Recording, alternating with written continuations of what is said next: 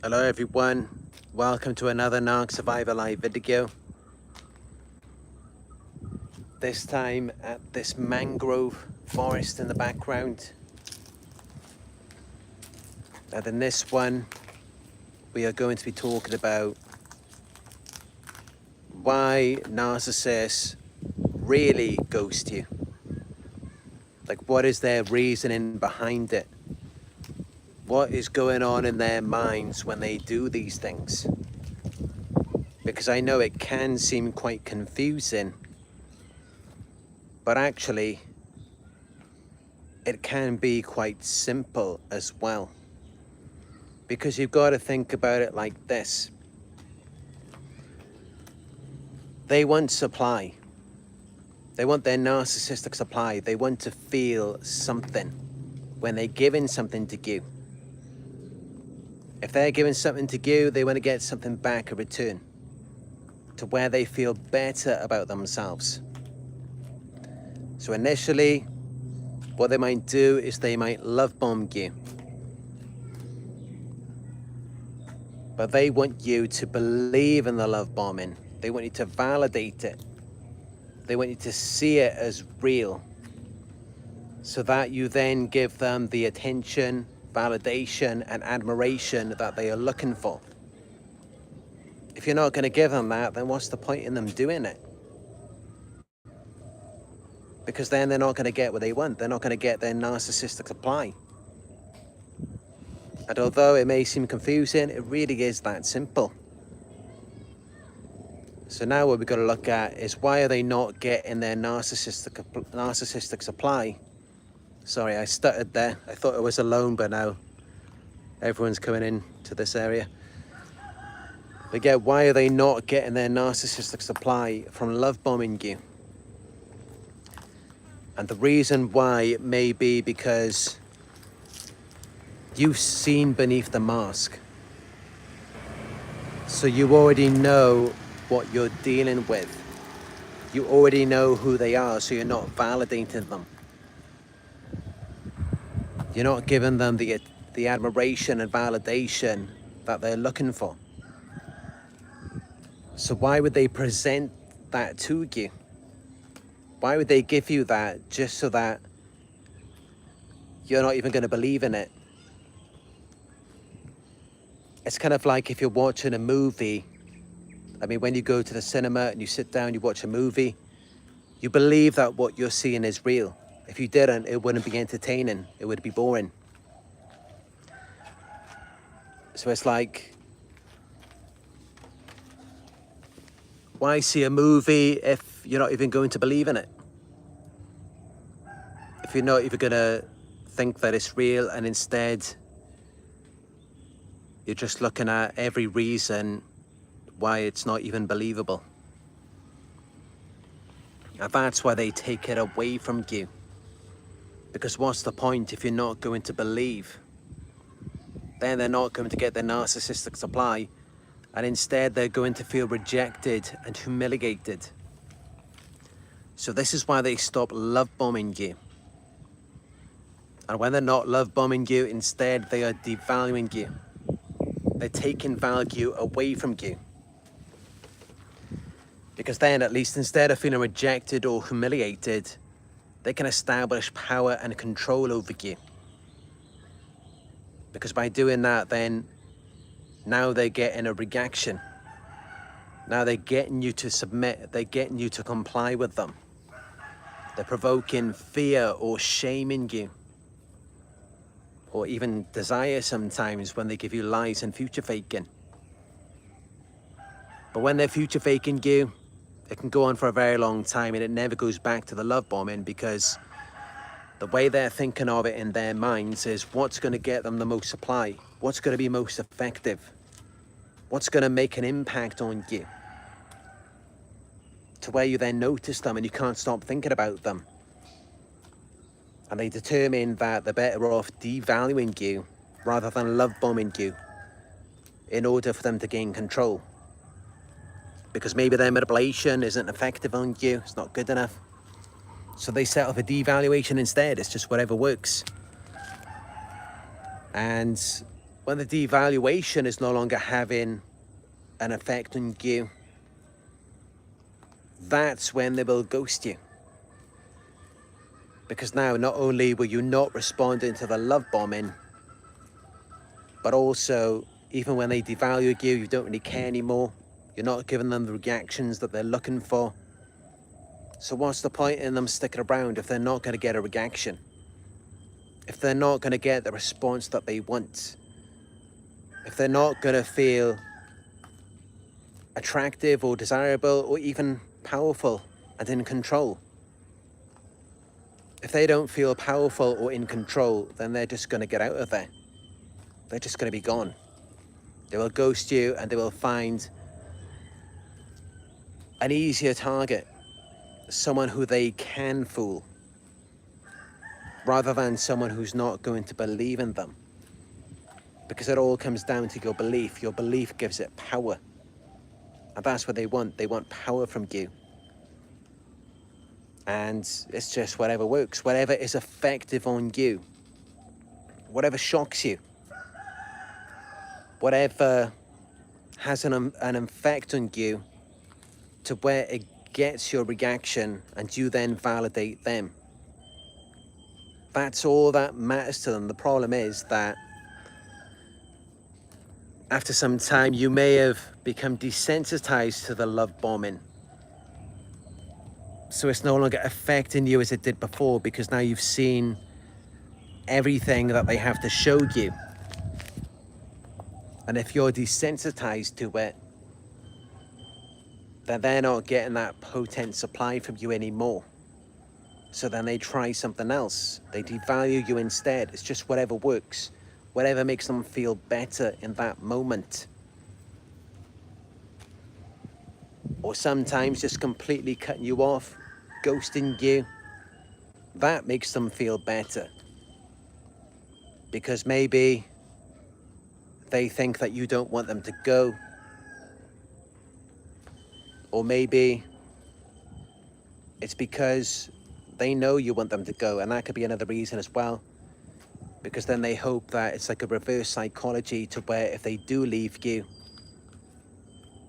then after some time you may forget about the things that they've done to you, and you may begin to revalue them. And after some time they also re-idealize you, and then they hoover you back in. So this is just how it goes with narcissists. This is how it works. It's all about that feeling. What is going to make them feel better? What will make them feel desired? And if not desired, then powerful, in control. And also we have to consider that narcissists do have a void that can never be filled.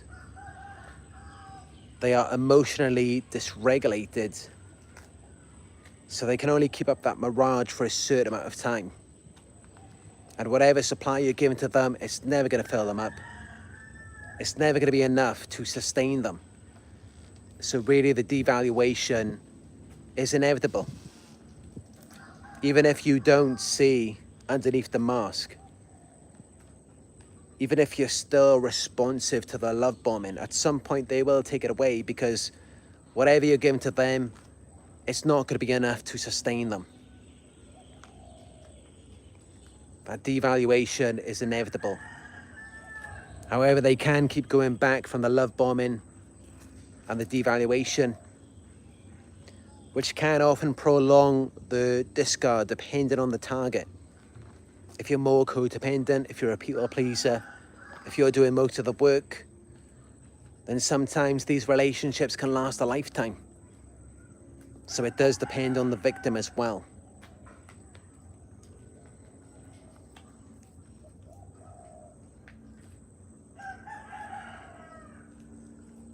But they ghost you because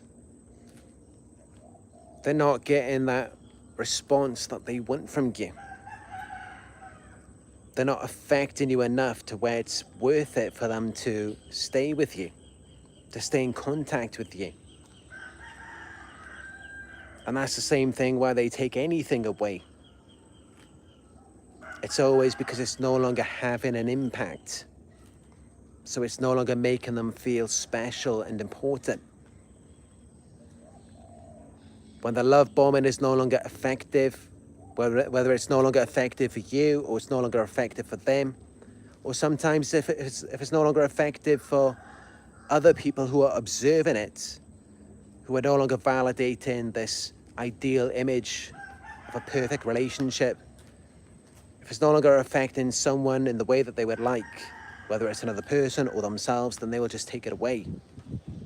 They will exchange it for something else. They'll take the love bombing out, and then they will start devaluing you. Or sometimes they will take the devaluation out and they will just discard you. And then if the discard isn't having that much of an effect anymore, then they will come back and hoover you. And they may hoover you with love bombing or more devaluation. It all depends on whatever's going to have the biggest impact on you, whatever's going to affect you the most. Because that's what narcissists want to do, is they want to affect people. And they want to affect people because they feel that normally they would be ineffective, that they wouldn't be able to affect anyone, and that's why they go above and beyond. So that finally people will notice them. They will be seen, they will be heard, they will be acknowledged. When before, they weren't acknowledged for their pain, their trauma, for all of the things that they went through in their childhood. No one acknowledged that, no one cared. So now it's all about, how can they make people care? Do they have to love bomb people? Do they have to be the most charismatic person in the room? Do they have to devalue them, discard them, ghost them? What do they have to do? And a lot of this, if not all, it's really all dependent on the outside. It depends on the external environment. Because what we have to remember is that narcissists are empty vessels. So there is nothing inside of them. They're like robots. All they really have is programming. They can't generate anything on their own. And this is why, if you really just sit down and try to have a conversation with a narcissist, I mean, I know it's difficult to do that, but if you do, you will find that they really have nothing to offer. They have nothing that they can generate from within. It's all just things that they've heard other people say, and they can't even expand on it. It's always just something that they've seen or heard somewhere else. It's never original. It's never unique. Everything you're seeing from a narcissist has come from the external environment based on how people respond to it. And it doesn't matter if people respond to it positively or negatively, as long as it gets people's attention. If it gets people's attention, then they will keep it. They will reuse it. If it gets them what they want, then why would they not do it again? But if no one cares about it, if no one acknowledges it, then they'll just throw it out. They won't bother with it. Because what they really want is that acknowledgement, that validation. They want to feel like they exist. They want to be seen. And in order for that to happen, they have to find ways to get your attention. And it's all because in their childhood, either they were spoiled and they got so much attention, but it was never enough. And it was only for superficial things, but their emotional needs were not met, or they were just completely neglected. But either way, their emotional needs were not met in childhood. So now it's all just about getting emotional reactions from people. And when they do these things, they're just thinking about what's going to get them this emotional reaction that they're looking for. What's going to affect people? What's going to keep people thinking about them? And it's really sad when you think about it. But this is all the result of childhood neglect in terms of their emotional needs, and that then led to emotional dysregulation. Because as parents, we are meant to regulate our children. And then by doing that, we are teaching them to regulate themselves. This didn't take place for the narcissist. So now they have to use other people to regulate themselves. And they will do that any way that they can. Whatever people are going to be most sensitive to. Whatever's going to get that reaction that they're looking for. And that's how initially they will be nice. They will wear their mask, they'll be very kind to you. They'll be good to you. Because they believe that their manipulation is effective and that you're going to be susceptible to it. So they will wear that mask for you. They will show you the false self. They will use it to manipulate you because they expect you to admire them and to see them as someone charismatic, intelligent, handsome, beautiful, wealthy, or successful. They expect you to see that in them, so then that's why they will be nice, they will be good to you. But when they feel like that's no longer going to be seen as something impressive, it's no longer going to get them that acknowledgement that they want, then why on earth would they continue with it?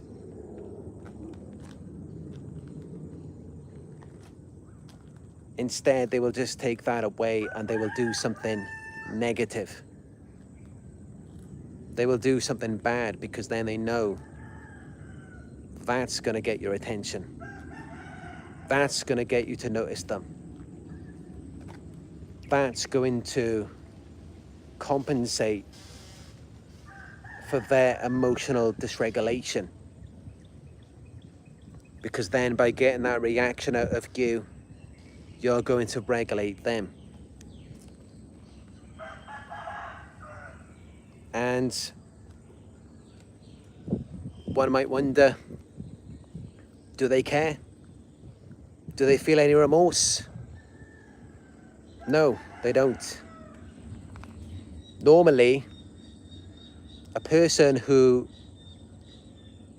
can regulate themselves to some degree and has some level of empathy, if they harm someone, whether it's physically or they insult them, that will then regulate them. It might make them feel a little bit better, even if they're not a narcissist. And then they're going to start to feel bad. They're going to start to feel very guilty for what they just did or said before, which they needed to regulate themselves. And then they might want to make it up to you, genuinely and sincerely.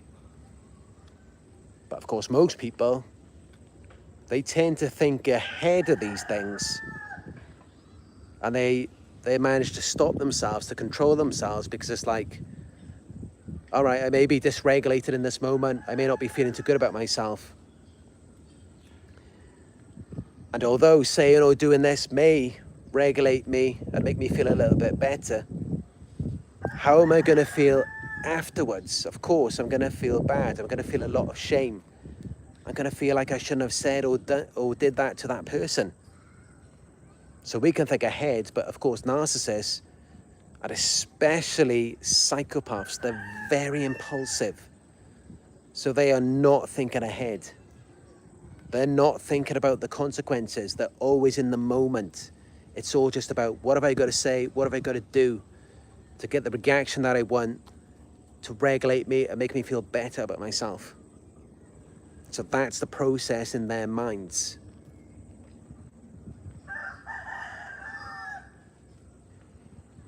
And because they lack empathy, because they have an inability to regulate their own emotions, even when they say or do these things, they don't feel any remorse. They don't feel bad for their actions. There's no guilt. They don't feel like they should have to make it up to you. They should make amends. Because despite what they may have said or what they may have done to you, no matter how extreme, how insensitive it may have been, regardless of that, they're still not satisfied. They're still emotionally dysregulated. It may have regulated them initially, and that's how sometimes you may see that the narcissist will push and provoke you, and then you react, you get angry or upset, and then they calm down and they're happy. And then they're just trying to get you to cheer up, because then that regulated them in that moment, but then it doesn't sustain them. It doesn't last for long. They can't be satisfied. So then they have to provoke you again, whether it's later on that day or the next day, whatever it may be. And it tends to come on sooner, depending on whether or not they're getting positive supply to keep them going, whether it's from you or another person.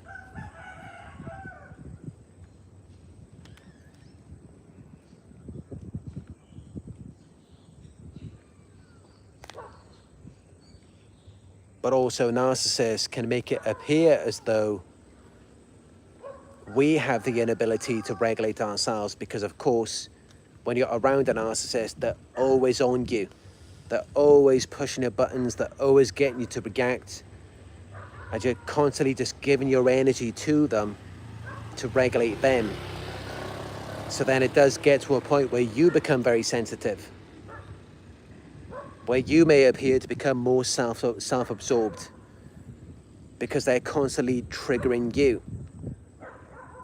And they study your weaknesses so that they can harm you, and then you will regulate them.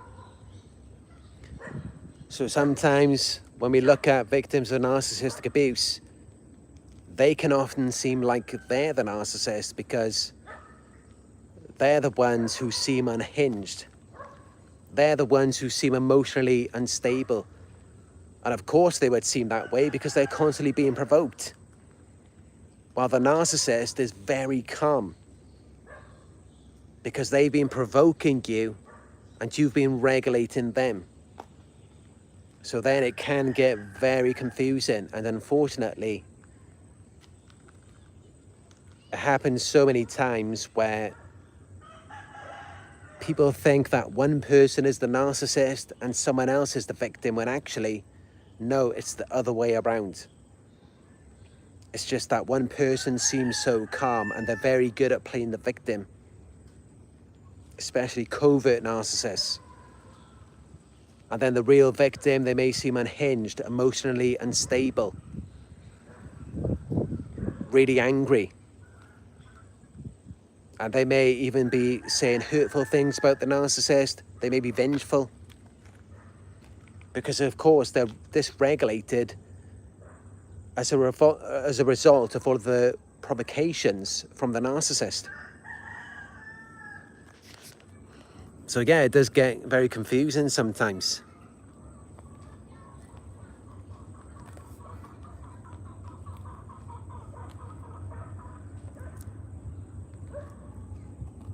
But what really gives it away is just this pattern of behavior that we see from them. It's just all the time. They're always trying to provoke you. They're never happy. And it's like you're the one who is always trying to make things better for them. You're always trying to calm them down. But they just push you until you snap. And then they relax and maybe they point the finger at you. And this happens so many times in the world today. When narcissists do these types of things, they push and provoke you. They get you to engage in reactive abuse. And then they pull out their phone and they record you. They call the police, trying to get you arrested, destroy your reputation. This is why in the world today, if you look at many CEOs, many people in positions of power, many of them are narcissists. Because as we know, narcissists are very concerned about their image and reputation. I mean, there used to be a time where people would think, oh, if you just make a certain amount of money, then you can stay in a nice neighborhood. You can stay in the nice hotels. You can go to the nice gyms, fitness clubs, spas, and you can take your children to the good schools where they will be safe. But now these days, things are very different. It's a very different world that we live in today. And I've experienced that in my own life over the past few years. You could work hard and make a lot of money and stay in a nice neighborhood or at a nice 5-star hotel, but you don't know who's living on your street. These days, you could be living next door to a drug dealer or someone in the mafia. You could be living next door to a horrible person, whether it's on your street or at a hotel, even though you worked hard and you spent a lot of money on it. Because unfortunately, that's the way that things are today.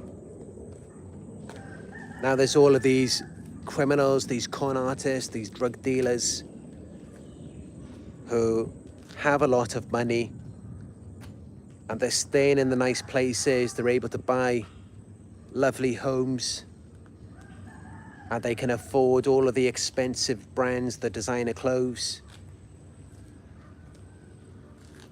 They could even buy a Rolls Royce, a Mercedes. And it wasn't this bad before, but this is the way that the world is today. But many of us, we assume that if we work hard and we earn a certain amount of money, then we'll be in a safe place, away from harm. We will be protected. Unfortunately, that is not the case in the world today. Sometimes it could even put you in a worse position.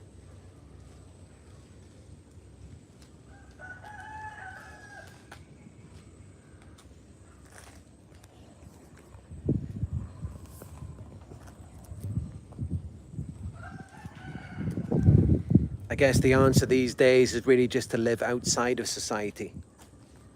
To just get far away from the cities, as Dr. Armani has said in her videos.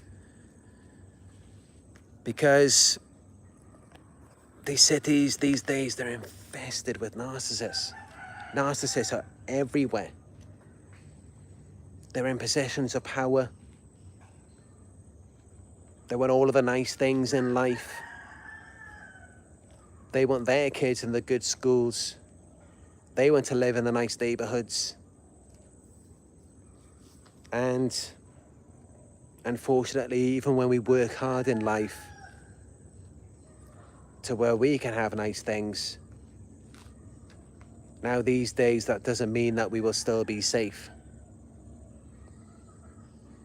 That could still put us into harm's way.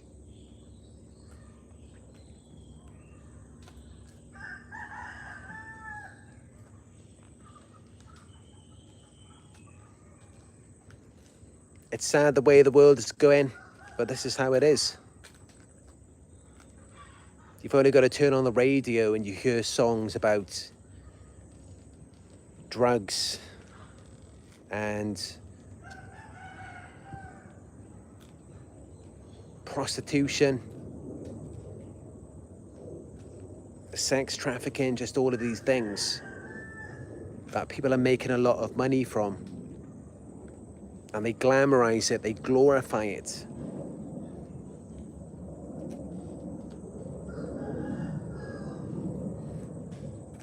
It's everywhere these days.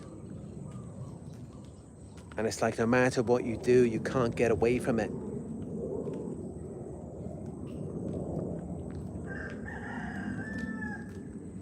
It seems that it's just the lifestyle that people want to live. It's like these days, the youth, everyone wants to be this rapper, this drug dealer, or in some kind of gang, in some mafia, with a Rolls Royce outside a big house. Maybe with a cigarette in their hands. This is how it is.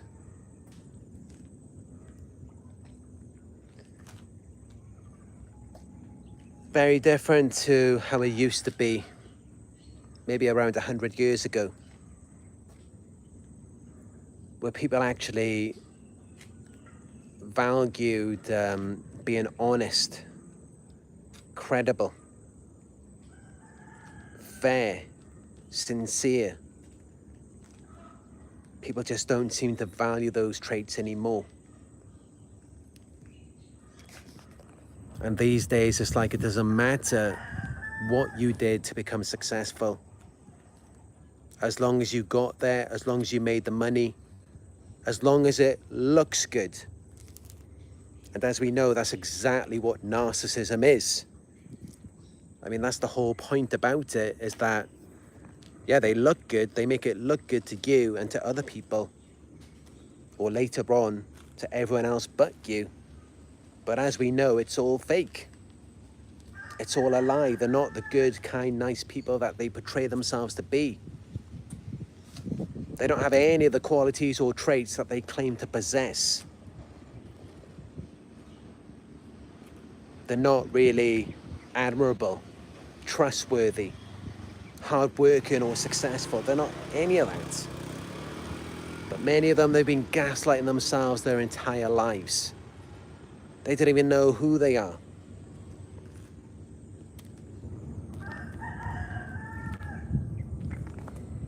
But for myself, the one thing I've always prided myself on throughout my years of doing this work is just the honesty, the truthfulness and sincerity. And that's what makes me more proud of what I do more than anything else. When I look back at my work, to see that I've always been honest.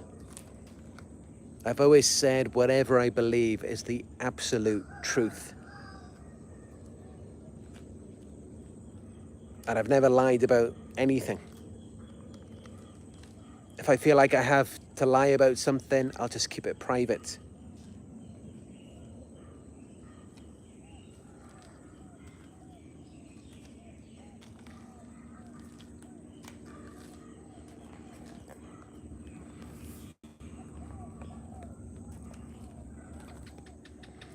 But as for these narcissists, it's just whatever works.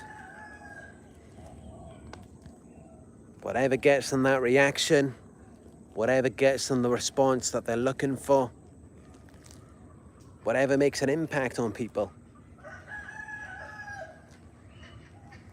to where they then feel like they exist because they're being seen, they're being heard, they feel like they matter.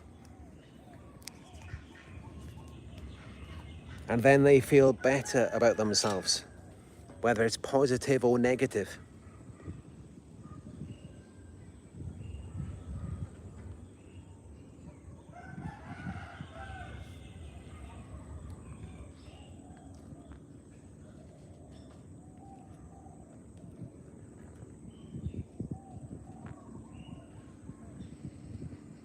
And I guess this is why in the world today, we look around and it's like, everyone's so fake. It's like they're just doing whatever they think is going to get them attention. Or sometimes whatever's going to make them money. When I first began this channel, I was never thinking about what's going to go viral on YouTube, what's going to make me the most money. I was never thinking that way. When I initially began this, I didn't think I could make any money from it. It was never about money for me. And it was never about getting attention so much. I mean, it was more, yes, of course I was looking for validation, as we all are. After we've experienced the things that we have, we want people to validate our experiences after all of the gaslighting. So yeah, I will admit I was looking for validation a little bit in the beginning. But then I also wanted to be a voice for people who were going through things and they didn't understand what they're going through. So that's really what it was for me.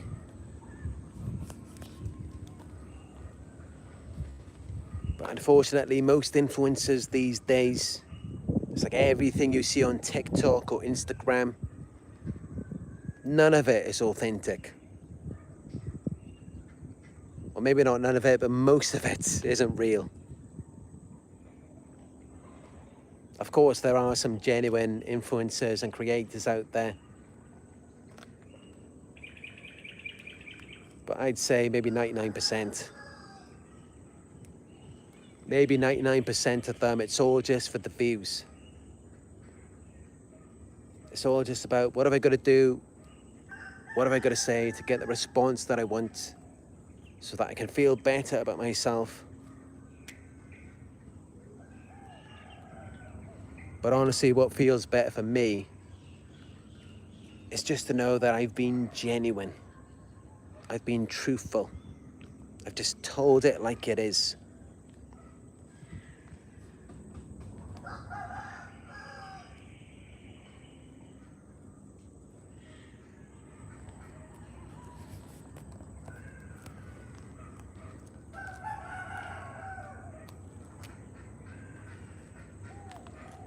But for these narcissists, it's just all about the image. And as we know, the image is fake. They love bomb you initially because they expect their manipulation to be effective. They're expecting you to be susceptible to it. So initially, they will love bomb you, at least until it becomes normal and it's not having that type of effect on you anymore. Or they become desensitized to it. And they're just not getting the response that they want from you anymore. It's not making them feel the way that they want to feel. And then that's when they switch it up on you. They start devaluing you.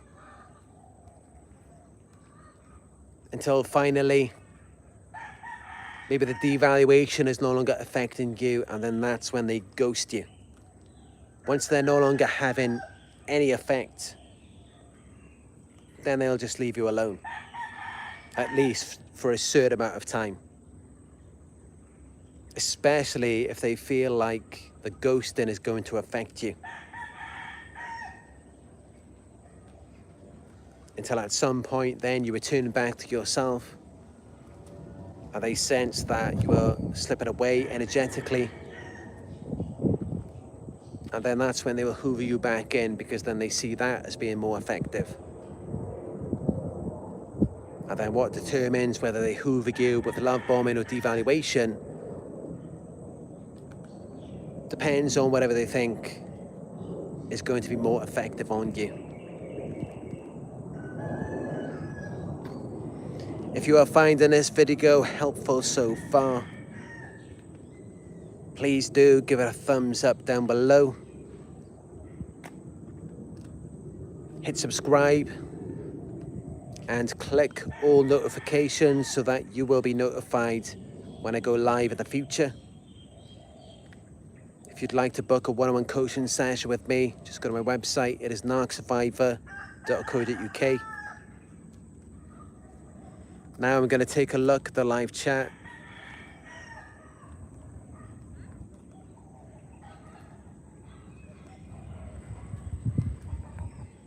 Hope you've been finding the information helpful so far.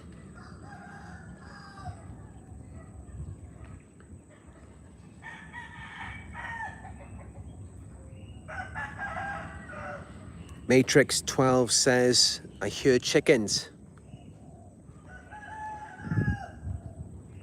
Yes, I am at this mangrove forest.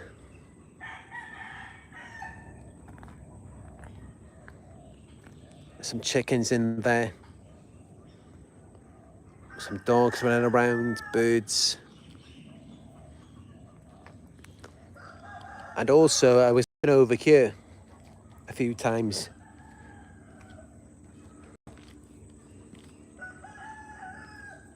Because it looks like there's some mini crabs or something down here. But there's a lot of them as well. Can you see all of these? All of these different creatures.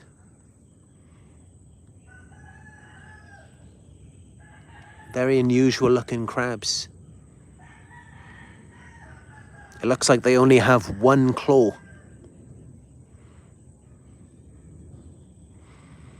I don't know why they only have one.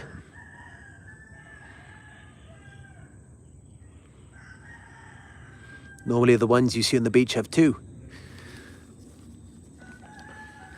Maybe one's all they need, who knows.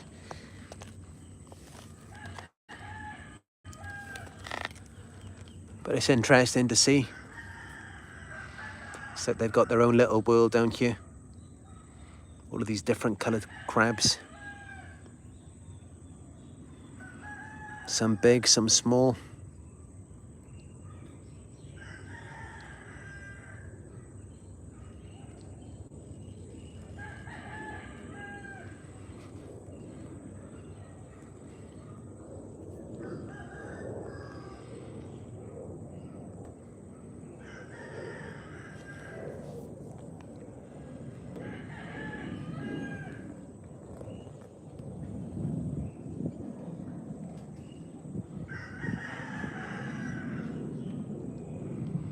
John Tracy says, I thought it was only me going through this BS in the beginning till I found this channel a couple of years ago. I think that's how it is for everyone initially. Like we assume that it's just us. But this is why, I mean, you may have heard people say when they see certain people in relationships, or maybe they appear to be successful, they appear to be physically attractive, and yet people still say they're so fake. Because a lot of these people are fake. They're not who they're portraying themselves to be. They're not the real deal.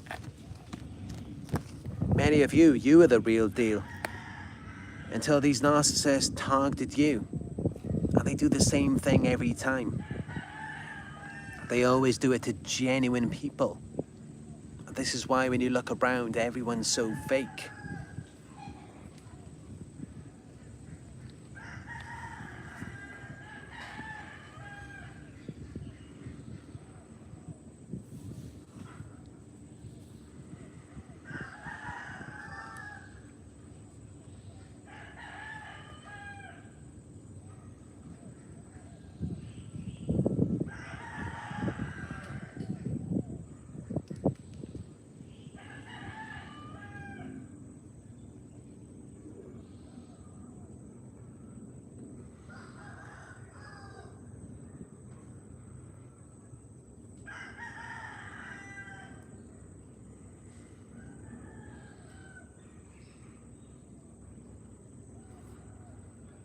Hispanic causing panic says, I think some of their worst fear is embarrassment or finding out who they really are.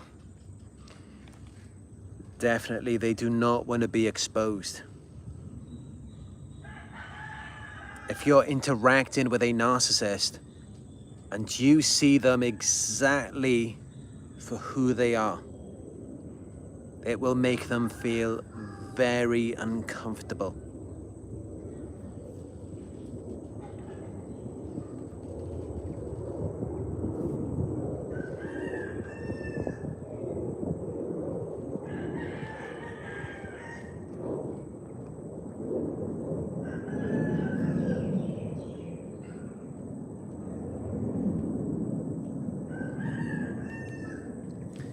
Lorraine Diane says instead of apologizing to you, they will ghost you. So they can spend some time doing other things, and so that they wait until you contact them. Yeah, many of them, they're double, triple, quadruple lives.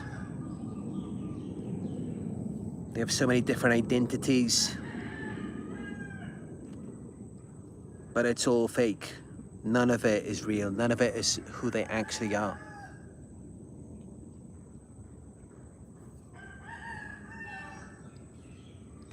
They have all of these different realities.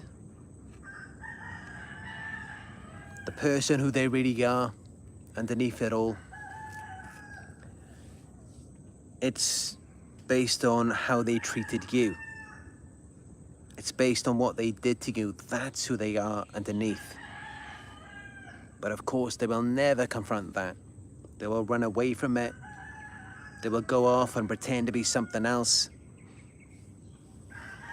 And that's why when you wake up to this, and when you see them, you feel so uncomfortable around them. Because you know they're so fake, that's not really them. But then they also think that way about you. They hate it when a survivor wakes up and realizes how wonderful they are. After they manipulated you, they devalued you, gaslighted you, they see it as though you're just being fake and manipulative.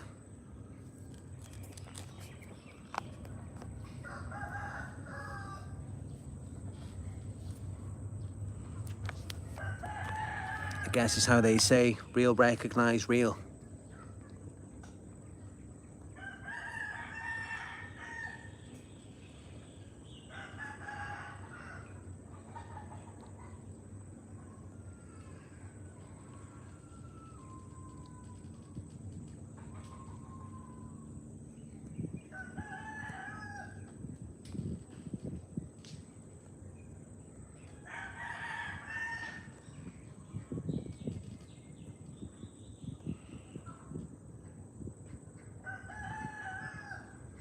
Lorraine Diane says they ghost you when they've done you wrong, running away and hiding because of shame.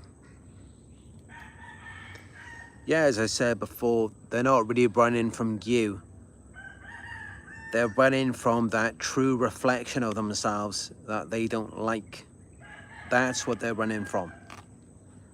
They're running from the crime scene. But as we know, the criminal often returns to the scene of the crime. So they may often return to you, they may often hoover you.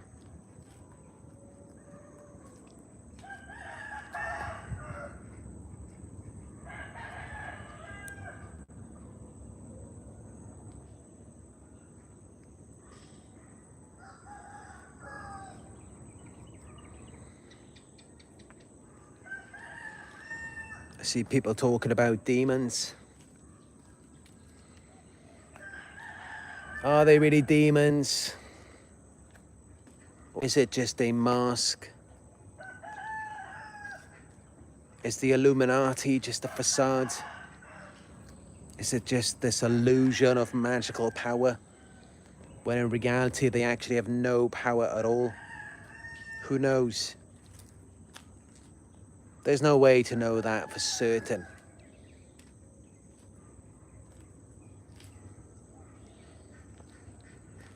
From what we do know, it is childhood trauma, which has hindered their ability to self-regulate. And it's also affected their ability to empathize with other people. So now instead, they're just self-absorbed in what they feel it's in order to protect themselves.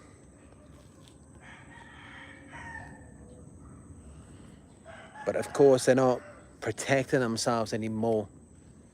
Yes, they may have been a victim a long time ago, but now they've made that into something where they have become the predators. They've become the abusers now.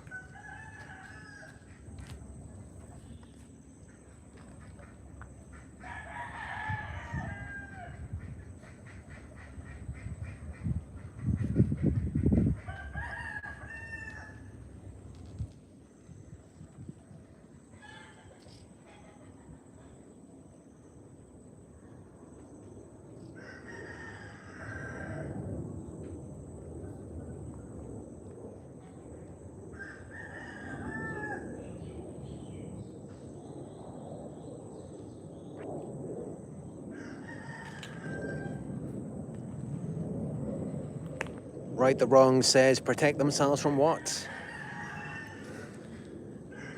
It's because they were traumatized in their childhood, they were abused or neglected, or they just didn't have their emotional needs met. And that harmed them as a child. And yet, as we know, a child and their parents, the child is so open, so trusting, so loving towards their parents. It's like, if you can't trust your own parent, then who can you trust? And yet, they were harmed by their narcissistic parent. So now they're extremely paranoid, extremely self-protective, to the point where they will beat you to the punch. They will abuse you first because they're terrified that you will just do that to them.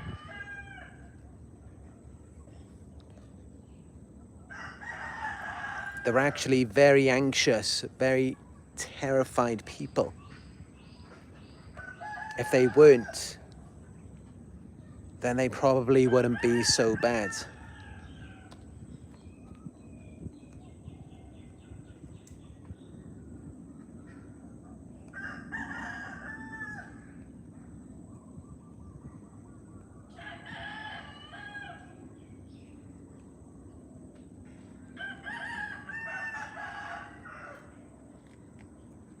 So many different names in the live chat. Some people call me Chris, some people call me Christopher. Then other people say I'm Eminem. Someone said, a few different people said actually, a few times. And there's all of this confusion of who I am, where I'm from. Well, those of you who are new, my name is Christopher, and I have no nicknames, so only call me Christopher, or you can call me Narc Survivor as well. And I am from Wales in the United Kingdom.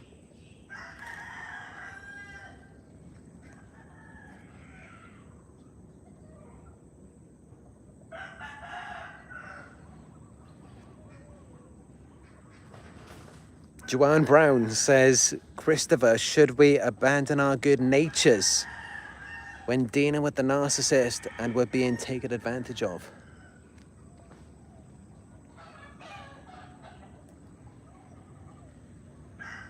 I mean, here's the thing. To some degree, you really can't abandon your good nature. As a good person, as an empath, you shouldn't really have the full ability to do that. But even if you do that to some degree, it's going to harm you more than it harms them. That's going to affect you. Just as when they do the things that they do, it affects them more as well. And studies have proven this.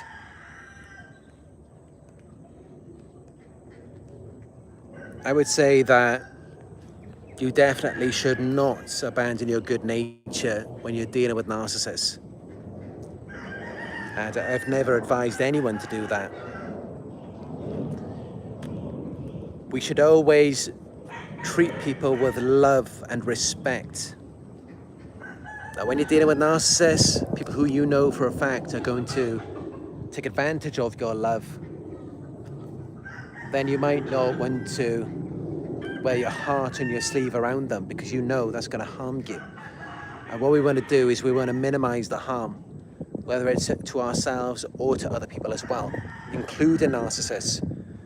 We don't want to willingly just go out harming people, because that will come back to us as well. So instead, what we do, and as psychologist Ross Rosenberg has advised, is that we use the grey rock technique. So we observe, don't absorb. Respond, don't react. Don't let it become a part of you. But otherwise, still be cordial, still treat them with respect. As far as we know, they're still human beings. They may not be complete human beings, but they are still people.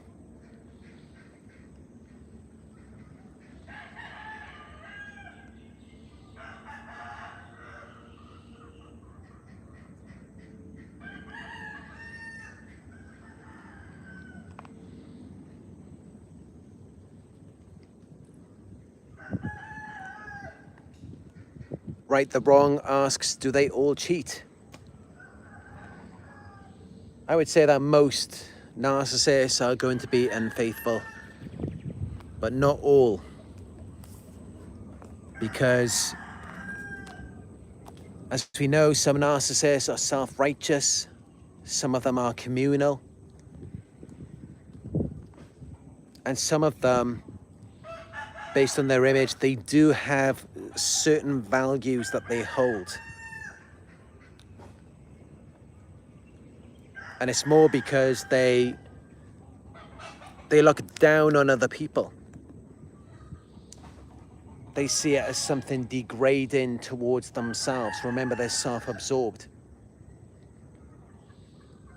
So although some narcissists may have the arrogance and entitlement to where they feel like they have a right to cheat, there are also these self-righteous narcissists who look at it like cheating, it's so beneath them. It's so degrading and disrespectful to themselves. So those types of narcissists likely will not cheat. Now, of course, when a narcissist is experiencing a narcissistic injury, then that can change as well. Then they may do things that they said they would never do. This is why you do have to be very careful, because they can be very unpredictable, especially when they're angry, because then they're trying to regulate themselves.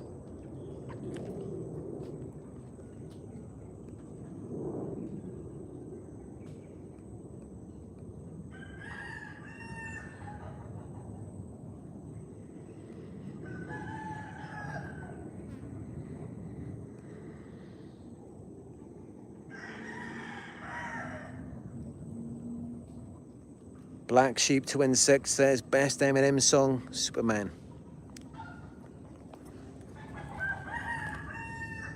Yeah, I like his old songs. I've got nothing against Eminem. I don't know why. There was a good number of people over the past year who always come on here and they say I look like Eminem. I just couldn't make any sense out of that. I mean, how does a mixed-race man from the UK look or sound like an American rapper from New York? Where is the connection in that? I don't understand. But somehow there was a number of people who said that in the live chat. So I'm assuming they're all part of some connected group of trolls. I mean, that's the only way that it could make any sense. And somehow they all share the same delusion.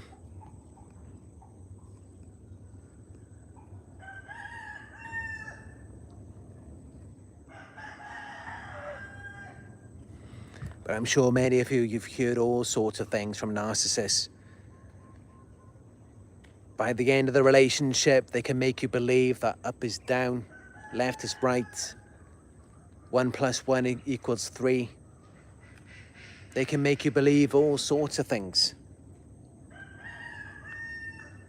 And then when you come out of it into the real world, then none of that seems to make any sense. And you wonder, how could you believe the things that they made you believe back then? But somehow you did believe it when you were in it. because that's just how crazy they are, and crazy makes you crazy.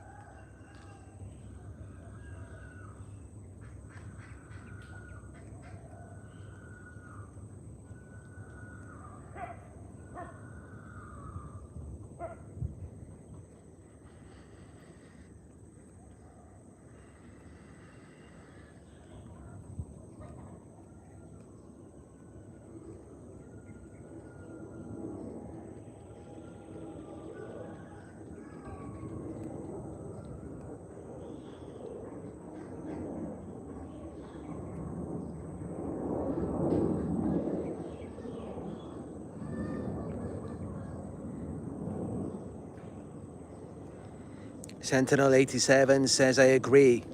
You need to do what you can to protect yourself and to get away, just as long as you don't go out of your way to hurt or upset.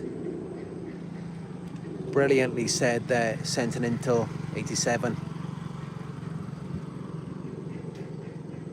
Because what we should not want is to become anything like them. That means that they have won. If you become anything like your abuser, they have defeated you. Because they've turned you into something that you were not before. And that's something that I really stand by in my work on here, is that I will never become like them. I know who they are, I know what they're like, but I'm never going to be like that. I'm never going to become like my abusers and do the things that they do. I am against harming other people, whether they are narcissists or not.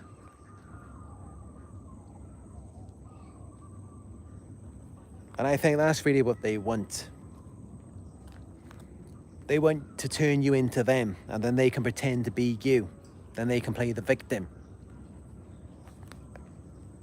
That's really what they want.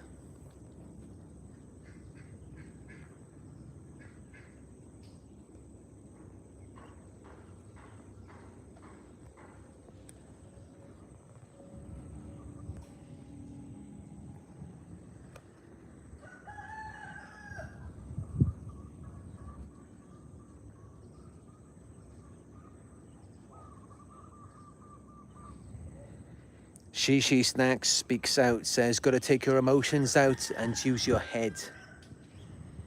That's it, when you're dealing with narcissists, it's all about emotions, because they need your emotional reactions to regulate them. They're feeding off your emotions. It's like a snack for them. What they don't want is for you to think logically, because then that's no supply for them, and it also puts them at a disadvantage, because they can't argue with logic. If they get you to be emotional, then they can win. Because again, that's in their realm, that's their arena. They are master manipulators.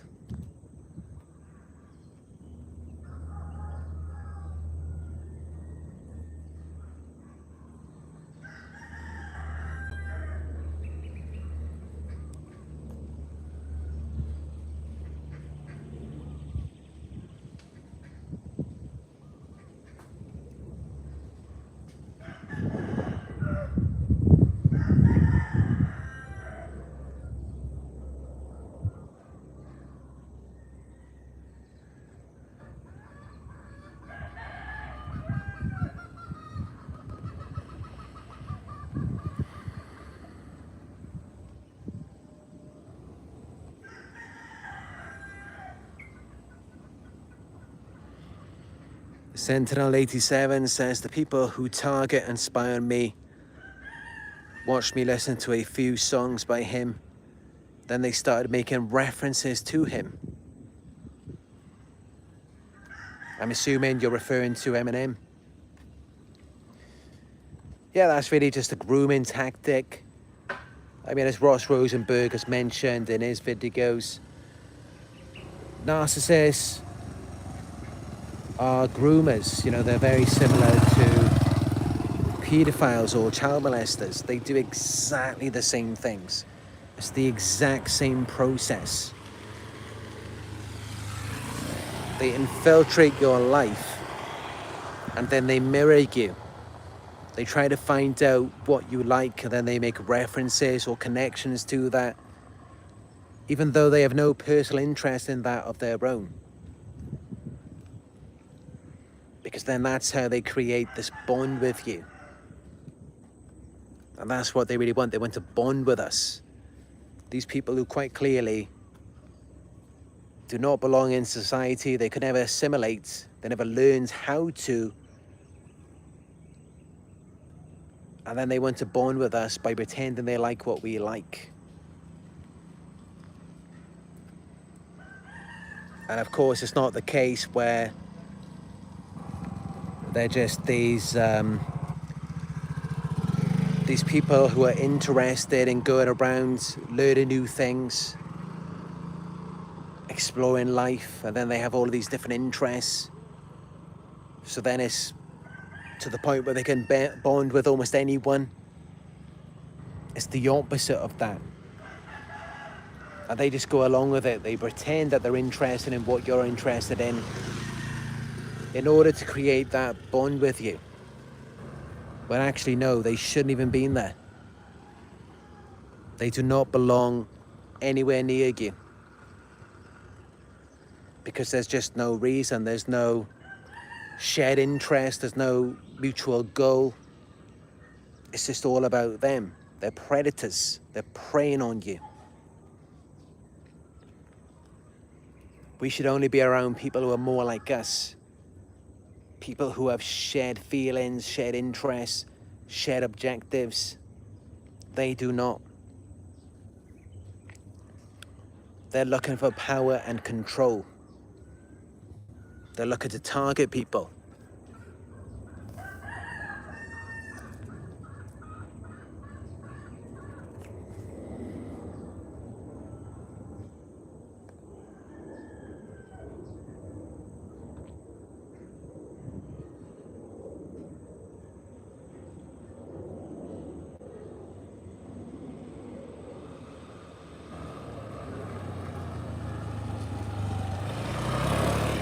Rita Peters asks, will they come back after ghosting? Do they reach out? Is no contact a good thing?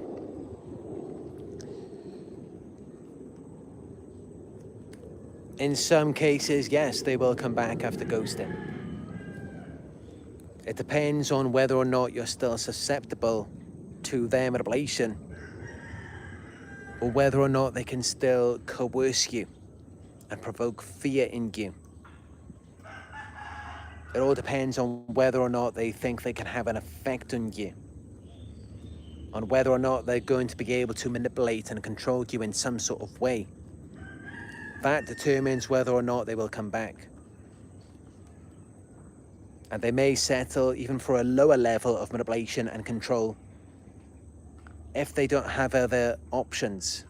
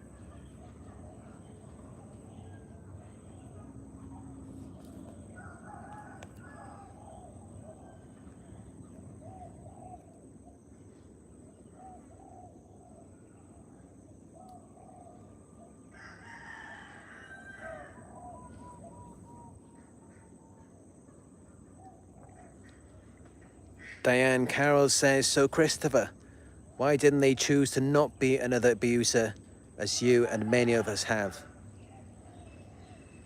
Now this is the thing, because the personality isn't fixed until they're perhaps 16 or 18 years old. That's when they can develop narcissistic personality disorder or another disorder. Before that time, it's really just a choice that they are making. They're going down a certain path. And I've seen some studies state that NPD can be developed much earlier in childhood because empathy is typically learned around, I think it's ages of 2 and 3. So we know, I mean, children, even as young as 2 and 3 years old, they understand their actions, they know exactly what they're doing, and they made a conscious choice to do the things that they do, just like psychopaths. Psychopaths, when they're children, they know exactly what they're doing. Why is it that some children choose to kill animals, torture them, and some don't? And then those same children, they grow up and later, now they're harming adults. It's because they know exactly what they're doing. They knew exactly what they're doing. It was a conscious choice, and the parents are especially to blame, and the other people in the environment, because we could argue that the narcissist as a child, they lack the internal strength to regulate their own emotions.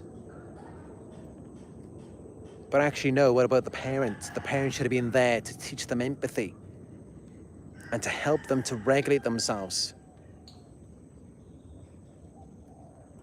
So, essentially, no. They're not really to blame. And I've mentioned this in past videos, and that's the sad part about it.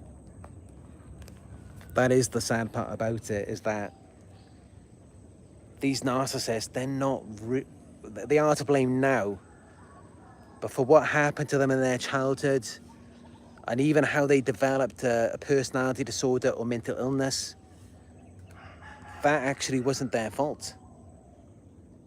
Other people let them down, their parents, society.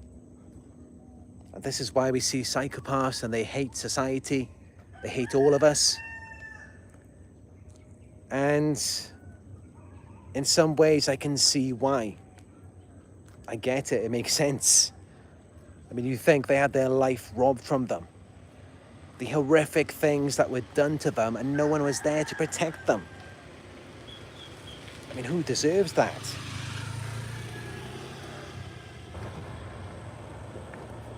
People have ruined their lives. And yet we wonder why these psychopaths hate society. This is why I myself, I have compassion for them. I get it, I understand. Even though, yes, they do some horrific things. They kill people. But despite that, because of all of my research now, I get it. Doesn't mean that I think it's okay, of course. I'm against harm, I'm against violence. But what I'm saying is, I see where they're coming from. I understand their perspective. I don't think it's right. I don't think it's ever justified. As we know, every abuser always has an excuse for why they do what they do.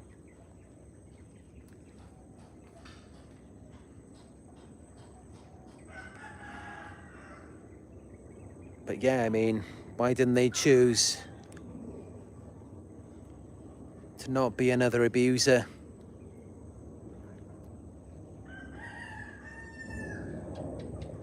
That's the saddest part about it. I mean, it's very difficult for a child, isn't it? I mean, yes, they can make a choice. Studies show as young as the ages of 2 to 3, they can already know exactly what they're doing. as we also know, they're only just beginning to learn empathy in their childhood, and also they have an inability to regulate their emotions. They need a parent for that. So this is when we have to start looking to the parents and why they didn't teach them these things and why their emotional needs were not met and why were they not safeguarded by society. Unfortunately, what do? We just put all of the blame on them, and many of them, they're given capital punishment, they're sentenced to death, or they're locked up for life.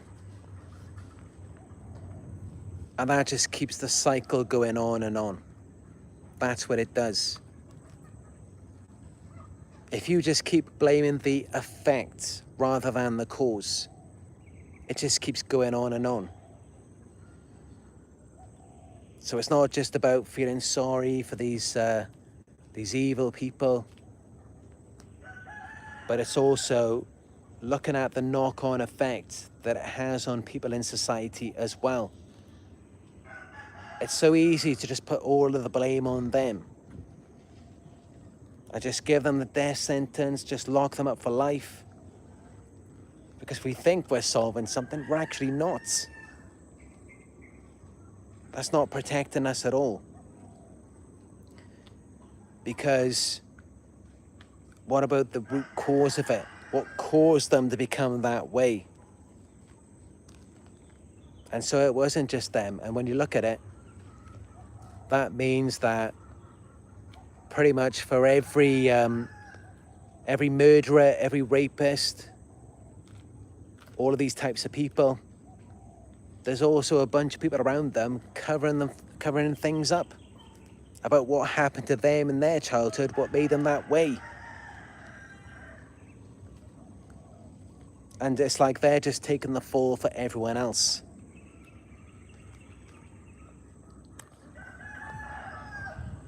But I guess it's so much easier for people to just point the finger. I mean, of course it is. If someone murders someone, it's so much easier just to blame them. And then it just ends there. You don't think too much about what happened before that to make that person that way. It's kind of like reactive abuse with a narcissist. But again, I am against all kinds of abuse, whether it's reactive or not. I don't believe that it's justified. There's no excuse for that. And people should be, I don't like to call it being punished, but being disciplined. It's not about just hurting other people because we can't regulate ourselves. Of course not, we're not children, we're grown adults. But people should be disciplined. They should be taught the correct way. So that's my little rant on that.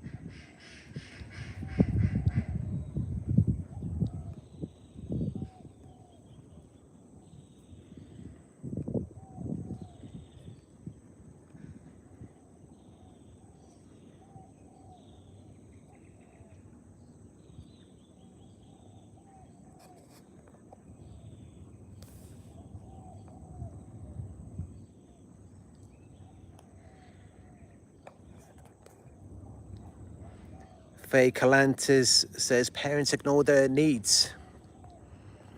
That's right. Their emotional needs were never met. But then also, we can consider as well that maybe their parents' emotional needs were not met by their parents as well. So then you imagine this traumatized, dysregulated adult, whether they have a personality disorder or not, how can they be capable of regulating their child, of meeting their emotional needs? And this is why I talk about this cycle and how it's so very important for all of us who have children to not only be there to regulate our children's emotions and to soothe them when they're hurt or upset, but also we need to make sure that we're regulated and that they don't see us suffering, so that they don't become codependent. They don't become our caretakers.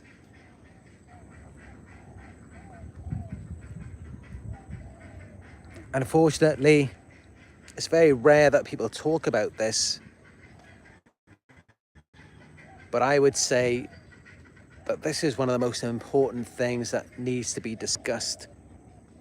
Every parent should be aware of this, and it should be taught in schools, because this is how we end the cycle. Instead of everyone just being so traumatized.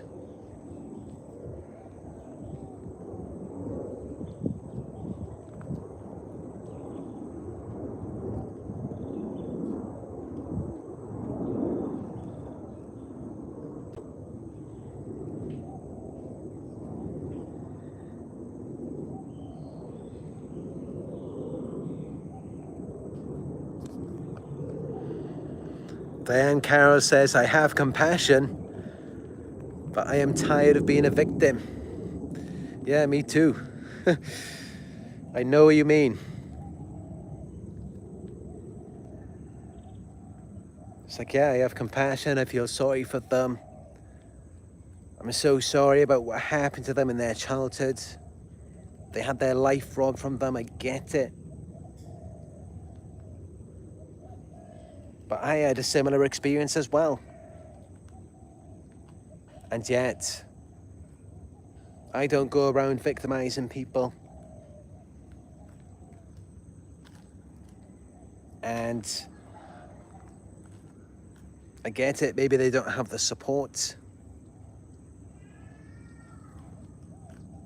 But if they wanted to, they could go to therapy.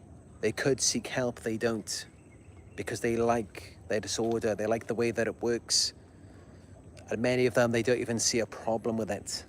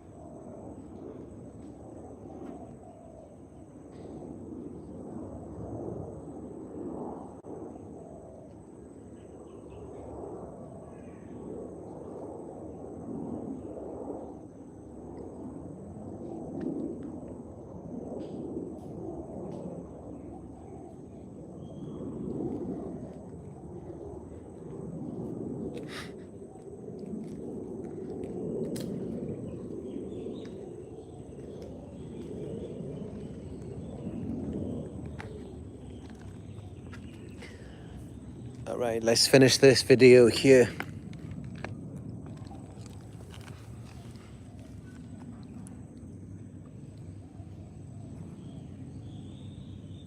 Here's my supporting cast. The crabs.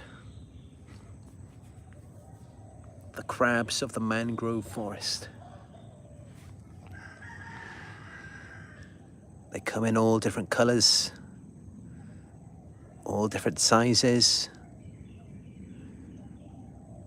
But for some mysterious, unknown reason, they all have one claw.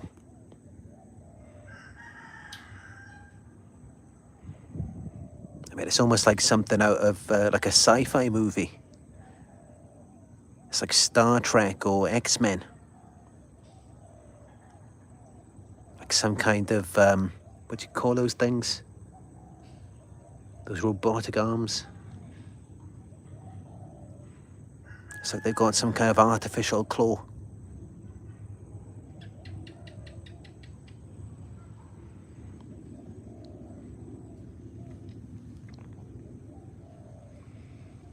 But maybe it's useful for them. It helps them to pick things up.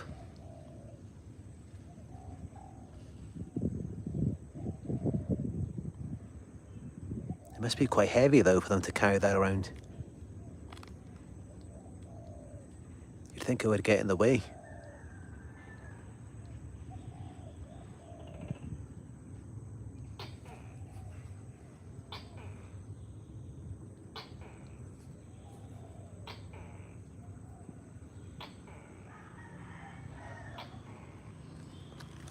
Is that some kind of a bird?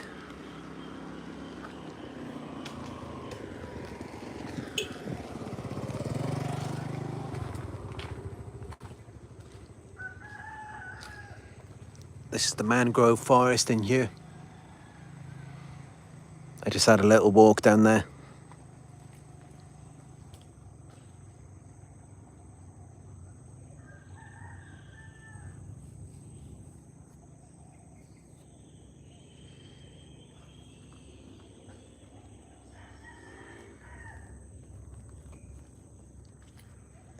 But yeah, I'd just like to thank you all. Thank you all for your support and encouragement in our community.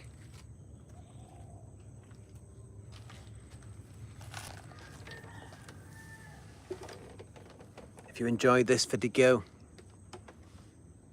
please give me a thumbs up down below. Let me know your thoughts on this topic in the comment section, and also if you have any questions, I read your comments every day. Hit subscribe and click all notifications to be notified when I go live in the future. Donations are greatly appreciated, no matter how small. You can donate to my PayPal. It is paypal.me/Narc Survivor. You can also book a one-on-one coaching session with me on my website. It's narcsurvivor.co.uk. And also you can follow me on Instagram and see the content from my trip last year to Vietnam. Follow me on Instagram. It is Narc Survivor YouTube. Thank you all. And as always, I will speak to you in another live video very soon.